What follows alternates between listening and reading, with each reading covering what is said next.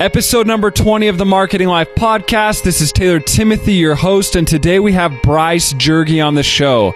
This guy specializes in creating content for YouTube and taking it viral.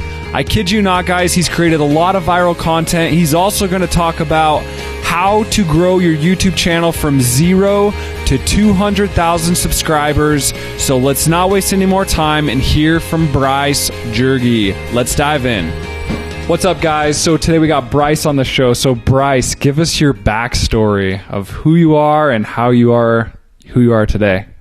Awesome. Okay, so currently right now you could say I'm a YouTuber. The word social media influencer still kind of rubs me wrong, but okay. we're YouTuber, content creator, and also creative director, marketing guy as well. So my backstory. Growing up, I'm the fifth of 7 kids. Everyone did sports. I'm 6'5", but not the tallest. Definitely not the most good looking or athletic. But all of us were into sports. So I thought that'd be my career, something tailored to that. But then I just became Uncle Rico by the time I got to college, and okay. Realized that I wasn't going to compete in it. So I decided to pursue sports medicine. But right before I left high school, I had a teacher that taught film class, and he taught us in one of our classes, taught us film principles and then gave us full creative direction. And I just developed a love for film. So maybe just because it gave me excuse to where we actually lit a friend on fire for an action scene in high school.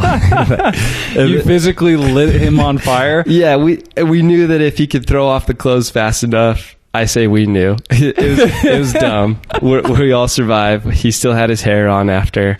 But it was all signed off as homework, and my parents were cool with it to an extent. So I developed this love for storytelling and for film, and but I didn't know exactly what to do with it. And so when I went to college, I studied sports medicine and film, and I didn't declare either direction yet.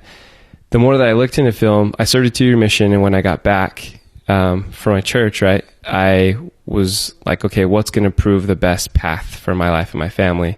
And most people within film, they talked about how it sucks your soul, kind of. That Hollywood doesn't, they're fluid standards, and you got to compete and climb up the ladder, and it takes forever, and you got to please so many people. And so I was like, yeah, I'll just go sports medicine. I went the, quote, safer route. Definitely the safer route. Yeah. And as I was graduating, I then saw the legendary YouTubers videos out of Utah. Devin Graham, Scott Wynn, Stuart Edge, many people. I saw some of their videos just take off, and it hit me that, man, YouTube and the internet has now created a platform where you don't have to go the traditional route. You don't have to climb the ladders and please so many people, and you don't even have to move to Hollywood. You just create content, and no one can know about you, and then within a week everybody knows your story because of the internet. And so I wanted to get into that. Long story short, joined up with some guys who were marketing YouTubers videos. So when they would make a video, they would send it to these guys, and they would email thousands of online editors, Good Morning America, ABC, and we would just hope that they'd pick it up. But we started to develop relationships with all these online platforms, and that led to us creating a production company, and that formed into a company called Shareability, where we made viral videos for brands, and we ended up doing commercials for Pepsi, AT&T, Sony. So it got to be awesome. And it was like, I'm in. This is what I want to do. We have full creative control. But then it started to kind of own more of my life. The advertising world can be tough, but I still loved it. And I was gone on a shoot in LA, and got a phone call from my wife. We'd been married not too long, and she was waiting on results because they found a lump in her breast. And so she was really nervous, and maybe it was like the bedside manners and one of the nurses or doctors, something that they said led her to believe that it was like and I even called them, and they really thought it was cancer. But they're like, but we can't tell. We're waiting on results. So I came home from the shoot, and we spent that week.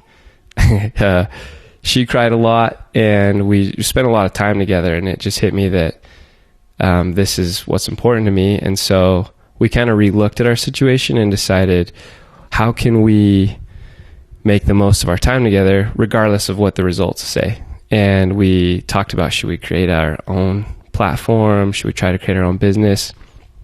And then she loved the idea of, if we can create content that inspires others to go on adventures, but then keeps us committed, so every week we go on some adventure that we're excited about, that's something worth living for. And I saw these other good friends monetizing that platform, like Devin and Scott and Stewart Edge. So that's when we decided to start the Jurgies.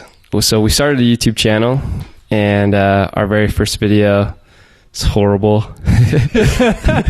It's just very raw and real, where we just turn on the camera, and it's so fresh that Nelly's looking at the screen and she's like, does that red dot mean it's recording? And that was real. And I was like, yeah, of course it does.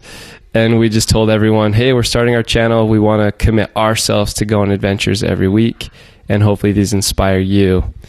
And fast forward 3 years, it's now grown into a real thing.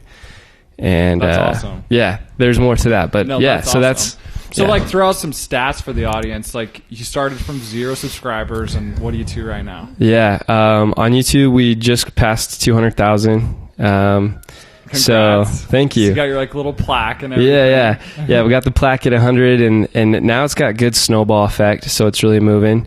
On all of our platforms, we're like 245,000 followers, counting Instagram and Facebook. Okay. Facebook actually just flew us out to meet with them and talk about we've been focusing mostly on YouTube, but now we're going to be doing a lot on Facebook as well. Okay. So #goals. Hopefully we do it. Killing it, crushing it. It sounds like to me. Yeah. I mean, there's others who have taken up. It's so hard, man, within social media, 'cause like, we're pumped with how well it's doing, but then you see other people and you're like, oh, they got millions of subscribers, we have nothing. But we could fill so many stadiums, with those numbers still. And they're all real people, and we try to create real relationships with all of them. And so it's able to fund our life now, and full time with it. So that's awesome. So let's dive into a question, just, like some advice or tips or tricks for people if they want to become a YouTuber or grow their channel. Like, what are some tips and tricks that you could share with these guys? Yeah. The biggest thing is to locate there's a lot of the biggest things, but one important thing, locate who your audience is going to be. Okay. So if you can narrow that down to a viewer, and you can picture their name, what their interests are, what needs they have. And once you know that audience, the best way to grow is I think one of the strongest ways is to create shareable content that person, that demographic would share. So not that when they see the video, they're like, wow, that was a good video, but they're like, oh man, I have to share this right now with my friends. And when you do that, then it naturally just grows. So that's a big tip. And then locate your audience, create shareable content, and then give them a reason to follow you.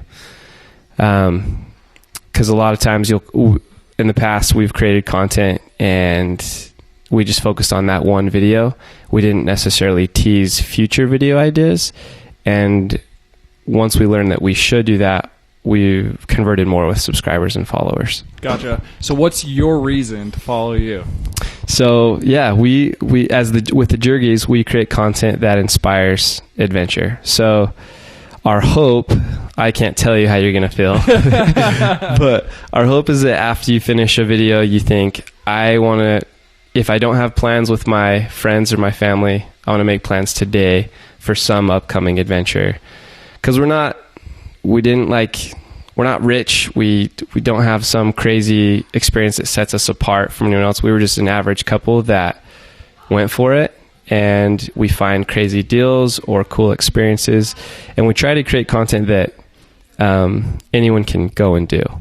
That's not unreachable. You know what I mean? There's some of these destinations that people are like, oh, I'll never go there, but that's cool to watch. But hopefully it's like, oh wow, I could really do that this year. Yeah, I can get in the car and drive there today. Yeah, and go check it out. Yeah.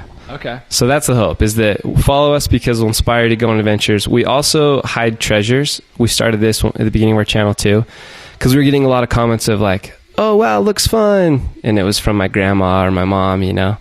And Nelly was like, I don't want people to just say that's fun or cool, but I want people to be like, I want to go there now.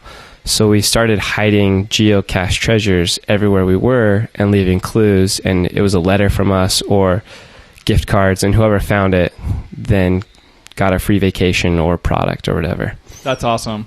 It sounds fun, dude. Just travel the world, hide treasures, and see if people find them. Modern day pirates, you know? Yeah, that's awesome. So you kind of covered the aspect of what you're an expert in as far as YouTube goes and stuff like that, but what's maybe like a YouTube video that you guys posted and it just kind of went south on you? You weren't, happy with the results? Yeah, great question. A lot of them. A lot of them. We're very ambitious, but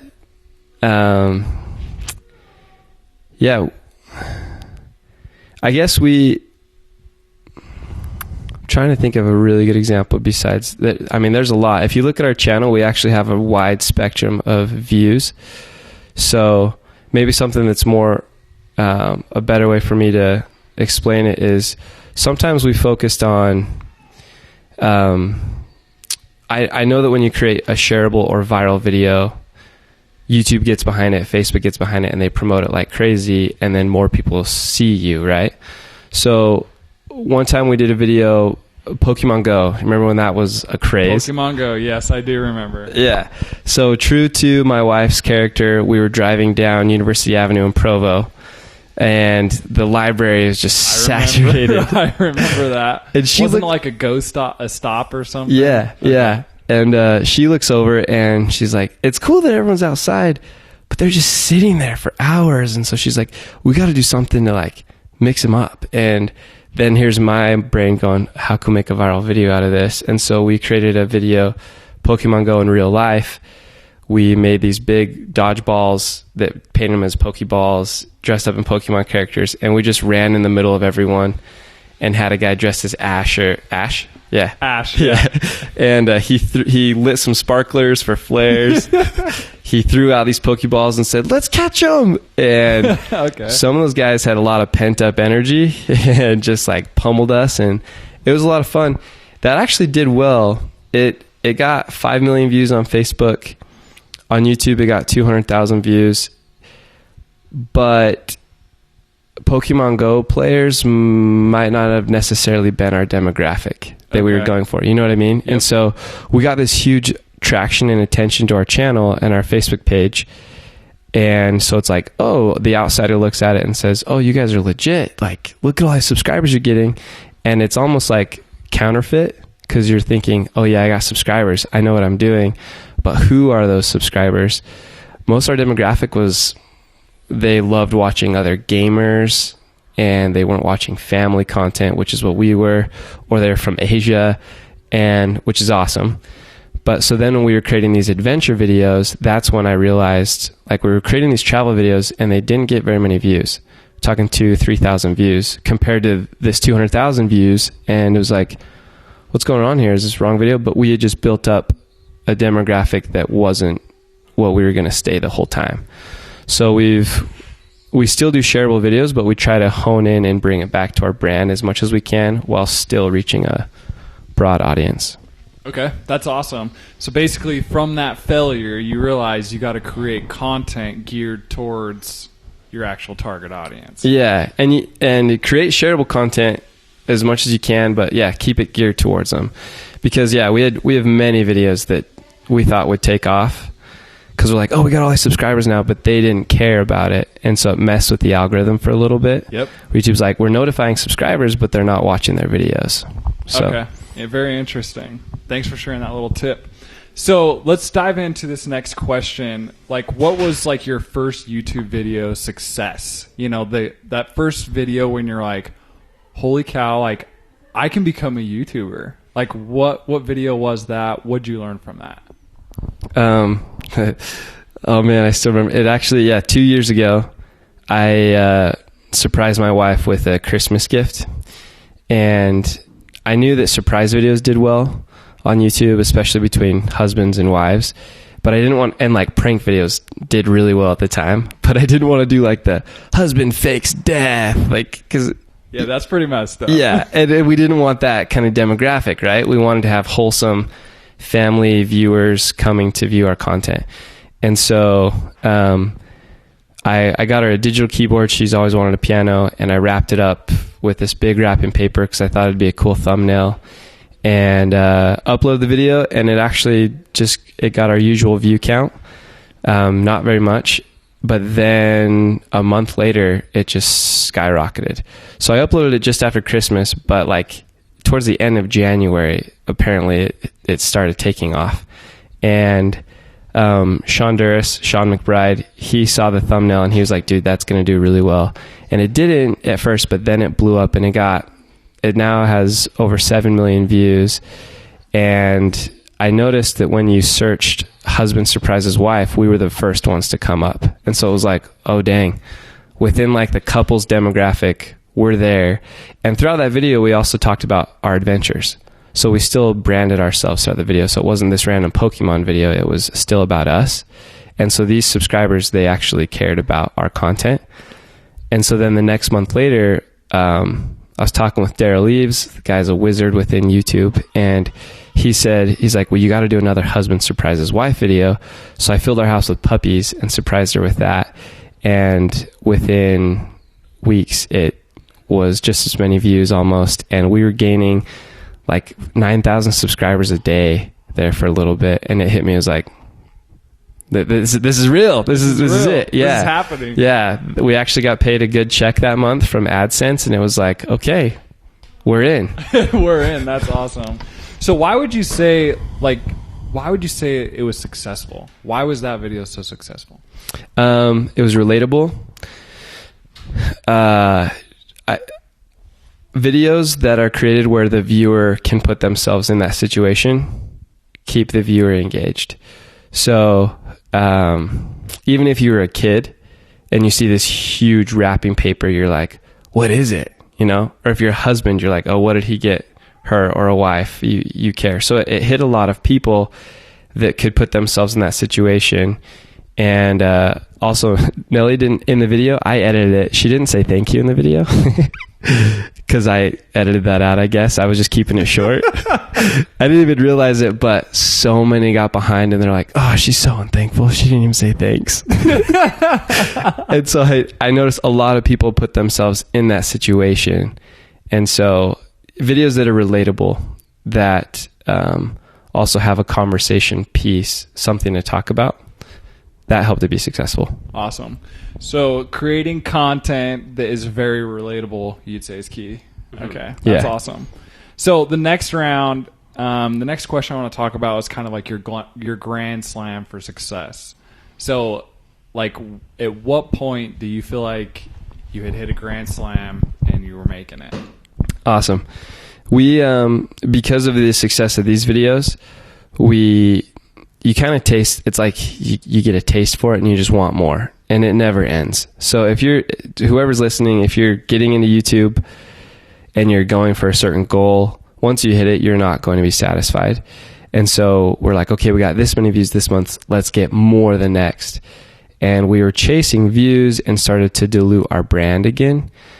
And so we started to create back to these adventure family videos, and our view counts weren't as high as we wanted. So then we realized, hey, our story is still shareable. So let's reach out to news anchors who would love our story. And maybe we only have, at the time, 70,000 subscribers. Still, that's a good amount, but not millions, right? But this news anchor, who's a host for ABC, she has millions of people that watch her episodes. So let's talk to her, and if she likes our story and she shares it, now we have millions of people who hear about us. And so a big thing of success this year, actually, or in 2018, because we've been hiding treasures all the time, we decided to make it a consecutive thing and put a time limit on it. So we decided to hide treasures in all 50 states, and one treasure per state. We're going to be at this state this day, and we would reach out to news outlets in each state. And so every news station that we reach out to, most of them wanted to meet with us and they would tell our story, and the local people would find out about it. And our treasures are now found within hours after the videos are uploaded. It's crazy. And even ones that only That's pretty awesome. Yeah. And I think what's different is we've kind of geo-targeted our videos. So sometimes the video's about Minnesota. So maybe people in other places don't watch it, but the people in Minnesota go after it right away. And so what's helped us as a success there is, instead of relying on ad revenue from views and the little ads that pop up and people clicking on them or not, we've created a strong storyline that we can pair up with brands every week. And through those sponsored deals, that's been a big success story. It's less stressful. We can create content true to ourselves that pairs up with the brand really well. And they know that locally, everyone's going to be interested in what's going on there. And if they provide a product, we can shout out their brand and really give them good promotion. That's awesome, man. So why would you say that's successful? Like, why has this worked for you guys? It's sustainable. We got caught up in the mess of trying to always follow the trends. And full disclosure, you can look at our channel and there's a video with 100 layers of hairspray where we hairsprayed my long hair and it looks like a peacock. And we're like, yeah, that fits with our brand. We can do that, and we found ourselves kind of stretching different top trending things. But now we can why it's successful is we're true to ourselves. So we're more passionate about it. It's harder to get burnt out. So we can go for longer periods. That's a weird way of saying that. It's hard, but successful too, because we have guaranteed paychecks coming in that allow us to not stress, and we can create content to continue to build momentum. Okay. That's awesome, man. So I actually want to, before we dive into the speed round of this podcast, I wanted to drop some tips on creating shareable content. Because throughout this podcast, everything you talked about was creating shareable content. So what are maybe some tips and tricks with creating shareable content? Awesome. Definitely study your demographic, because someone who's sharing a video about Fortnite, might not necessarily be sharing a video about kids' toys or traveling. I'm trying to hit a big variety here. You got makeup following, you got family, you got tech reviews, you got so many different things. And so find out who is the audience you're going to stick with and be loyal to, and then just stalk them like crazy. Find out, and don't look at what videos do they watch, but what videos do they share? Because everyone everyone just watches and consumes content. Rarely do we share content, because when you share a video, it's basically telling everyone, hey, this is a part of me. I believe this. I support this. But if you can locate what they share, we do that often, where we'll just look and see what are all these people sharing, and then we jot it down and we'll look at it and be like, okay, here's a common thread. It always deals with, an example, always deals with cats and babies, or whatever. And then create content revolved around that while you weave in your brand. Then you set it up where they can share it. But then at the same time, now you are creating content that they like to share. Also go to their influencers. So if it's news anchors, or if it's other YouTubers, or people don't spend all their time on YouTube or Facebook, right? They go to different websites and news sources. So try to look at what websites they're going to, and then find out who are those online editors. What do they write about? Oh, they like writing about cats and babies. Well, okay, here's another thing. We got to have a cat and baby in our video, and then we'll reach out to this news anchor. So now you're creating content that people are more likely to share within your demographic, and you're also creating content that their leaders or influencers or news anchors are likely to talk about. And then you kind of hit it with a 1-2 where it's got more opportunities for people to see it and get behind it. Am I rambling? I don't want to. No, you're good, dude. Because there's more on. If there's more, you can keep going. Okay. So a buddy of mine, we put this together in like a list. So howthingsgoviral.com, we put a list of, make sure it's relevant. So they got to care about it, right? Is it timely? If it's trending right now, awesome. if it's like, oh, you got to get involved now, it's not going to be around forever. That helps to make it shareable. If it can inspire strong emotion, like either happiness or anger. Anger is also shareable. And so that's what the news is for. Yeah, right? Yeah, which, yes. Yeah. Well, a lot of there, but sadness doesn't actually do, like, you don't share because of sadness. People are like, well, what about like the Sarah Bareilles, I will remember you, like the sad dog commercials or whatever, right? It's like, well, people, those go all over, but there's a positive resolve there. Or GoFundMe accounts, someone's struck with a big traumatic experience, but here's a resolve to help this family. And so that's why those are shareable. So those are a few principles that, and you can't make you shouldn't stress to make every video shareable, because people don't share videos all the time, right? They only share so many. So if you can get that every once in a while from your viewers, awesome. Gotcha. Thanks for dropping those tips. So it's kind of funny because back in the Facebook days when you just had the like button, the comment button, or the share button, I used to call the share button like the love button. Like if you love the content, yes, push the share button. Yeah. But now you got like love and anger. That's true. So took away my principle there. Yeah. Good point. But diving into this speed round then, so when you guys aren't traveling, like what are you guys doing for fun? We love to rock climb. Love to be outdoors. I still love sports, but I don't, and I love working out and exercising, but I need to give more time to it. Gotcha. Social media doesn't sleep. But yeah, we love rock climbing or anything outdoors. Awesome. So next thing, any updates like in the YouTube social media industry? Yeah, the algorithm on YouTube is always changing. So if like I could say something today, and they're testing hundreds of things all the time. They have an AI setup that just studies, right? So someone to really follow on that would be Daryl Eves. He's always talking about the latest of different trends within and the way the algorithm's going.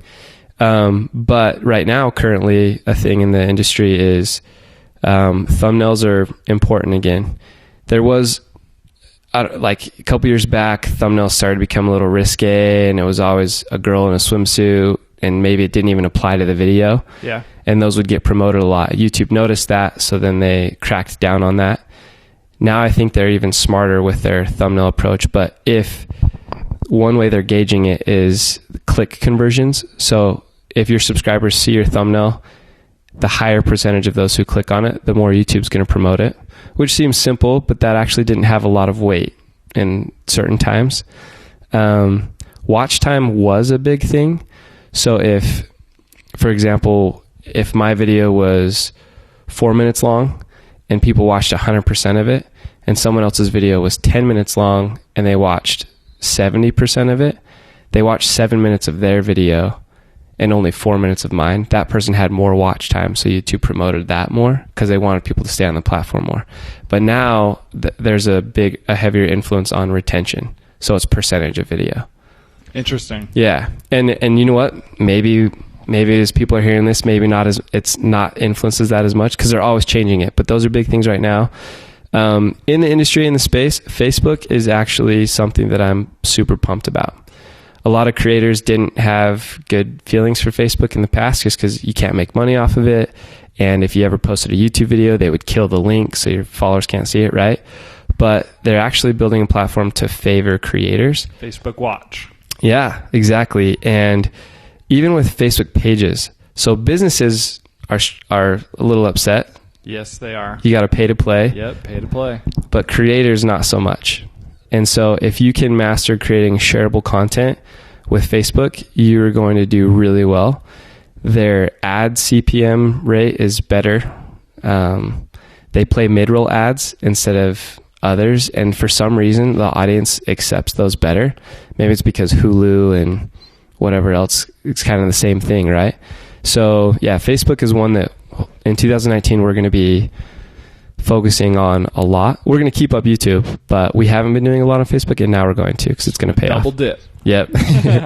I don't blame you, dude. Yeah, one little update on the YouTube platform that I've noticed lately, like scrolling through on my app, that you can start playing the videos without even clicking on them. Yeah. So That's kind of a little update too that I've been noticing. That's true. So what's one of your like favorite books? I actually just finished listening to The Virgin Way, about Richard Branson's whole enterprise with Virgin Airlines, Virgin Mobile, and all of his companies. And there's a lot of good gems in there, but he talks about just listening, how that set him apart. And instead of trying to be better than your competitors, he just tried to listen to the people he was trying to help and make the best for them. And so for me, that applies as a content creator or a marketer. It's easy to get caught in the rabbit hole of seeing what are other companies doing. Oh, okay, we can do it, but do it better. But just listen to your customer. What do they want? And then create content that they can get behind and give them value, and they'll be more loyal to you. Amen to that. Definitely. I like that. Listen to your freaking audience. Listen to your customers. That's super important. So what's one of your favorite things about YouTube? That anybody can become somebody.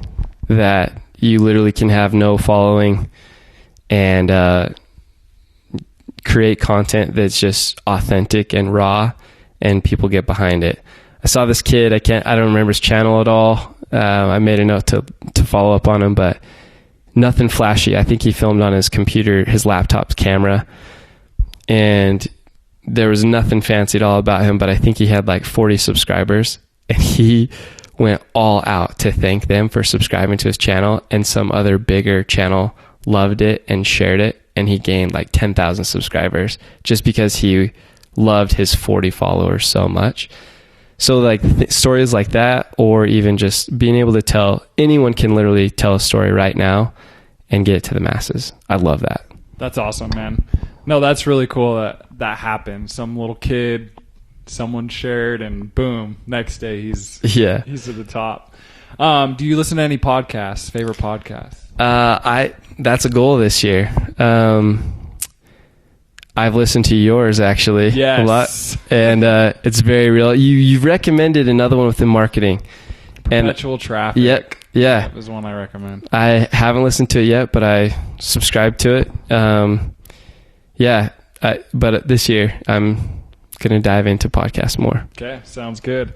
Favorite online marketing tool? It's good.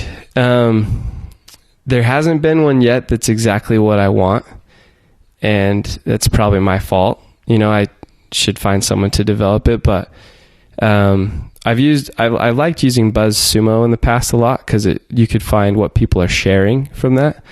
Again, a big focus for me when I'm doing research is not what are people clicking on and buying and whatever, because there's other experts who do that. I'm not the PPC guy or anything like that, but I focus on creating shareable content. So a lot of it, unfortunately, is just looking at stalking on people's feeds and seeing what are they sharing. But then I mix that with BuzzSumo and then current trends that are going on Twitter and Facebook as well. Gotcha. That would be a really cool tool. You should probably look into like if you could just developed. It's true. Like if someone can develop this, I will go to battle with you on building this thing. But like where you could just type in, even just upload someone's Facebook profile, and then it shows you the top 20 things that a person like that is sharing.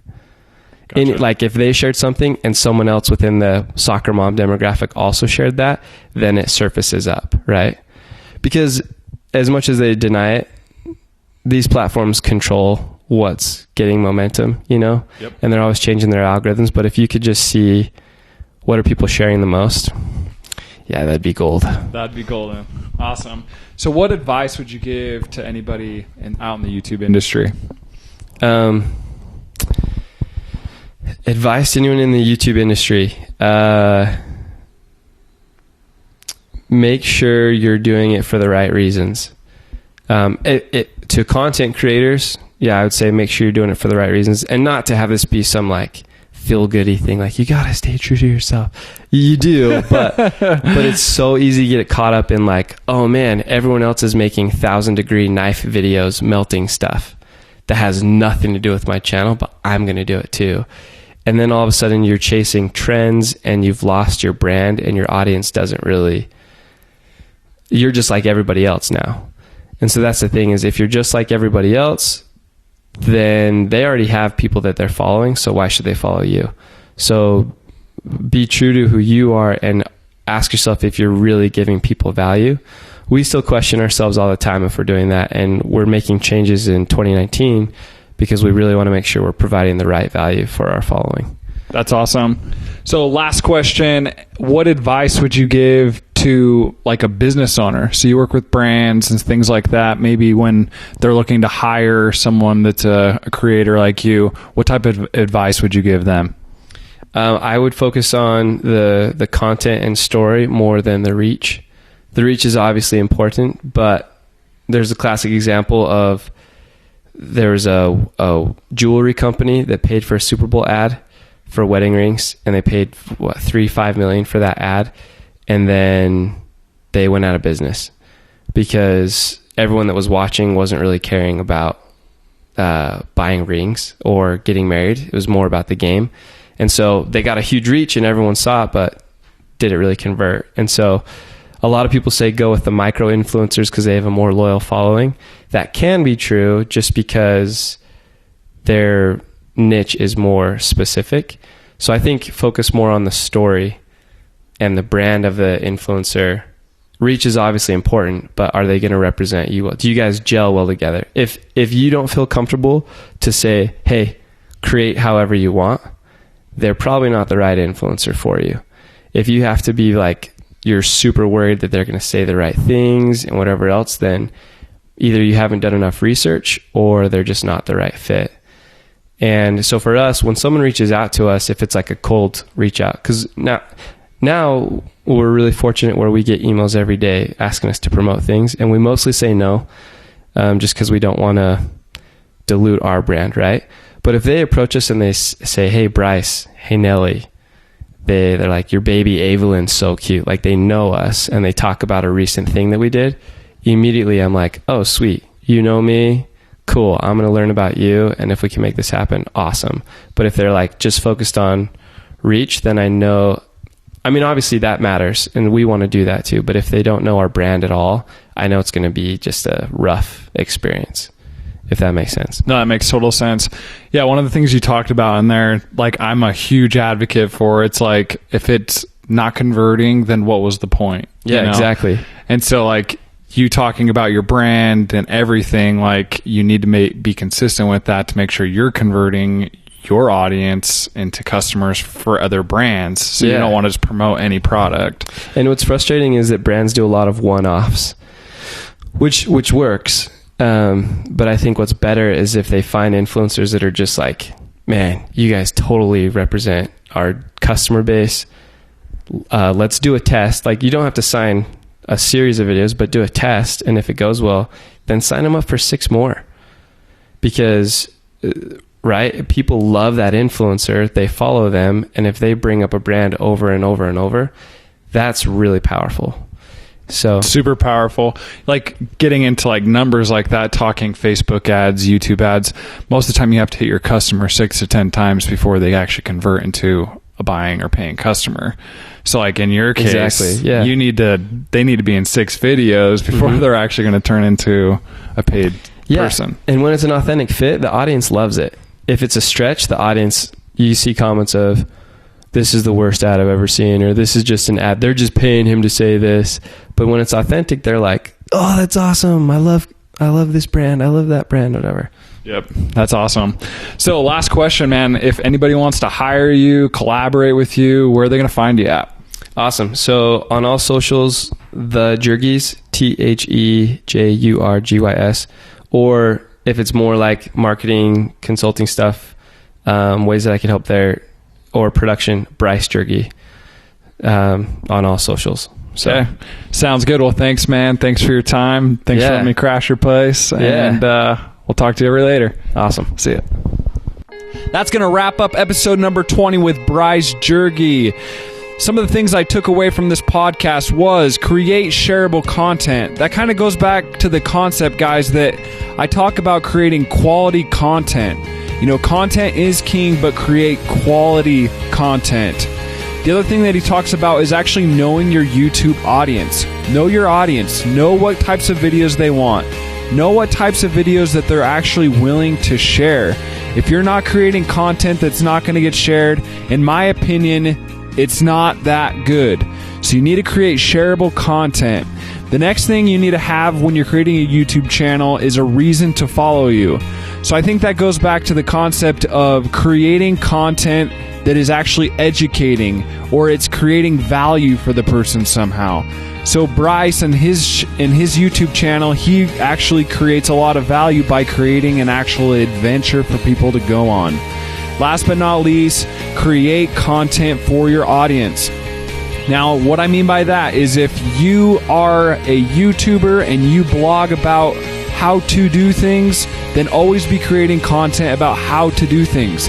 Don't just post a video about you going to a Super Bowl party. That has nothing to do with your channel. So creating a niche, finding a niche for your channel is a huge reason and a way that you will be successful.